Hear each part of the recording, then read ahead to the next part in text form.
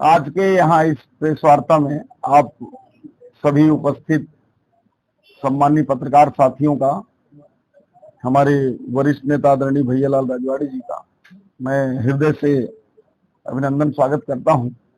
आज का प्रेस का विषय मुख्य रूप से जो 1 महीने से ऊपर हमारे प्रदेश के एनएचएम कर्मचारियों का जो हड़ताल चल रहा है उसको लेकर कल हमारी उच्च स्तरीय बैठक भी हुई है और 1 महीने की जो हड़ताल की अवधि है इसमें 5 बार कम से कम मैं वार्ता करने का प्रयास किया। हमारे एमडी एनएचएम, सेक्रेटरी हेल्थ और सभी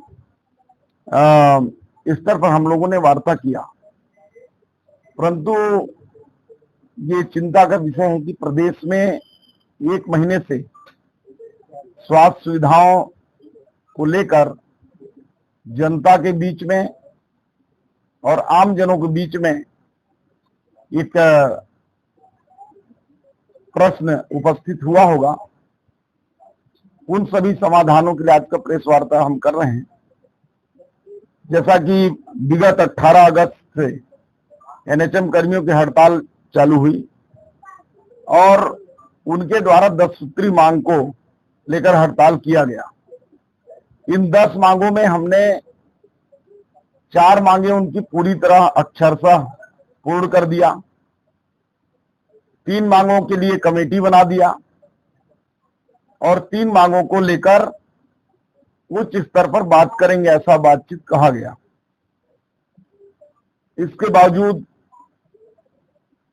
हड़ताल समाप्त नहीं हुआ, निरंतर स्वास्थ्य सुविधाएं बाधित होती रही और पुनः कल हम लोग संघ के पदाधिकारियों से बातचीत हमने किया है और कल हड़ताल समाप्त करने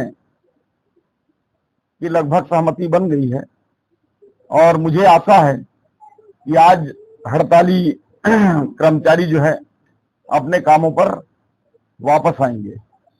उसमें 2-3 प्रमुख रूप से कार्रवाइयां भी हुई। 25 लोगों को बर्खास्त भी किया गया। सैकड़ों कर्मचारियों को 1 माह की नोटिस पर सेवा समाप्ति की नोटिस भी दी गई है।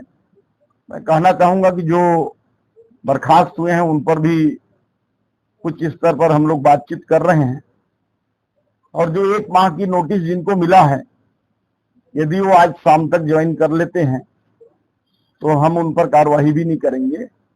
और उनकी जो प्रमुख 10 मांगे थी उसमें बताना चाहूंगा कि पहला मांग स्थायीकरण एवं संविलियन को था, दूसरा नियमित हेल्थ कैडर की स्थापना और तीसरा नियमित भर्तियों में सीटों का आरक्षण। इन 3 विषयों को हम लोग उच्चतम स्तर से निर्णय लिए जाने हेतु एजेंडा में रखे हैं।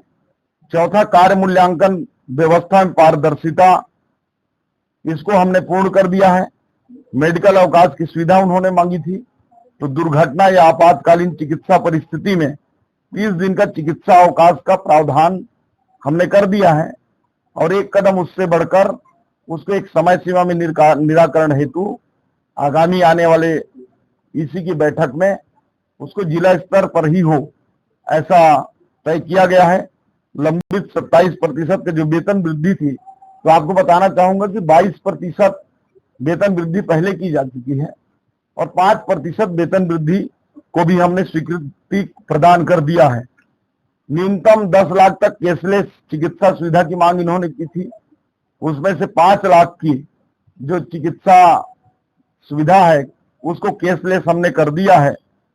और इसके पश्चात जो 3 और मांग हैं, ग्रेड पे का निर्धारण, अनुकंपा नियुक्ति और स्थानांतरण नीति, इन तीनों की कमेटी हम 1 माह पहले ही बना दिए हैं जब इनकी मांग आई थी हड़ताल से पहले तो, और उसको 3 महीने के अंदर पूर्ण करने हेतु समय सीमा भी हमने तय किया है।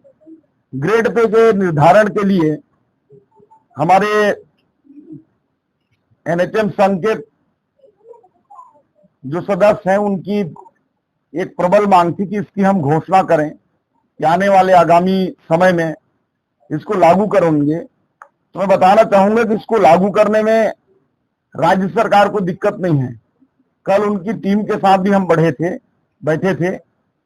तो मैं प्रदेश के सभी एनएचएम कर्मचारियों को बताना चाहूंगा कि ये जीएडी और फाइनेंस के जो नीति होते हैं उसके आधार पर संविदा कर्मचारियों के नीति तय होते हैं। यदि हम ग्रेड पे देते हैं तो अधिकांश आधा या उसके आसपास कर्मचारी ऐसे हैं जिनकी सैलरी घटेगी।